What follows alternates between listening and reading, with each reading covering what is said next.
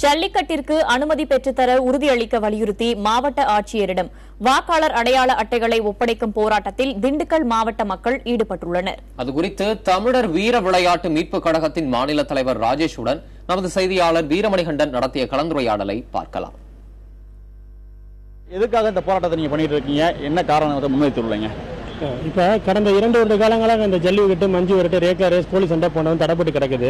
So நாங்கள் கடந்த 23 மாதங்களாக இதை பலவிதமாக வலியுறுத்தி பார்த்துட்டோம். மத்திய மாநில அரசுகள் இது செவிசாய்க்கிற மாதிரி இல்லை. ஸோ இப்படி இருக்க ஒரு சூழ்நிலையில் நாங்கள் எங்களுக்கு இருக்க ஒரே ஒரு டர்ம் கார்டு இந்த சட்டசபை தேர்தல் மட்டும்தான். ஸோ அதனால் நாங்கள் திருச்சி, புதுக்கோட்டை, சிவகங்கையை தொடர்ந்து திண்டுக்கல்ல இன்னைக்கு வாக்காளர் அடையாள அட்டையை ஒப்படைக்கணுன்ற மொழியில் வந்திருக்கோம். ப்ளஸ் புதுக்கோட்டை, திண்டுக்கல் மாவட்டத்தை பொறுத்த வரைக்கும் சுற்றுவட்டாளர் இருக்க கிட்டத்தட்ட ஒரு 15க்கும் மேற்பட்ட கிராமங்கள்ல தீர்மானங்கள் ஏற்கனவே போடப்பட்டது. இந்த தடவை தேர்தலில் யாருக்கு நாங்கள் வாக்களிக்க மாட்டோம்னு சொல்லி புறக்கணிப்பு போட்டிருக்கோம்.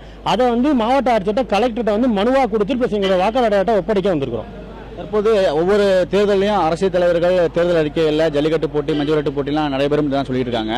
ஆனால் இந்த அறிக்கையை நீங்க எப்படி பாக்குறீங்க? இல்ல, அது எல்லாமே அறிக்கை எல்லாமே வெறும் காத்தோட போற விஷயமா தான் இருக்கு. கிட்டத்தட்ட 2 தடவை ஆட்சி மாற்றம் ஏற்பட்டுருச்சு.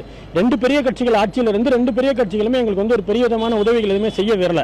ஸோ நாங்கள் என்ன பண்ணியிருக்கோம் அப்படின்னா, இந்த தடவை நாங்கள் அதுக்கு தான் என்ன கேட்டிருக்கோம் அப்படின்னா, இதை ஒரு அரசு விழாவா ஏற்று நடத்துறோம்னு சொல்லி எங்களுக்கு தேர்தல் அறிக்கையில் வேணும்னு கேட்டிருக்கோம். ரெண்டாவது இது அது தேர்தல் அறிக்கையில் சப்போஸ் அது வரல, எங்களோட கோரிக்கையில செவிசாய்க்காத பட்சத்தில் வீர விளையாட்டு மீட்பு கழகம் சார்பாக வர இருக்கிற 21 22ஆம் தேதி போல நாங்கள் இங்க இருக்கிற ஒரு 6 தொகுதிகளில் சுயமா போட்டியிட்டு எங்களுக்கு அங்கீகாரம் தேடுறதுக்கு முடிவு பண்ணிட்டோம்.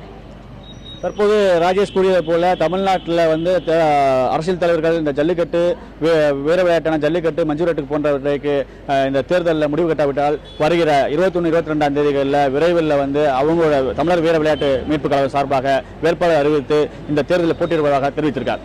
புதிய தலைமுறைக்காக திண்டுக்கல்லிருந்து ஒளிப்பது இந்திரகுமாருடன் வீரமணிகண்டன்.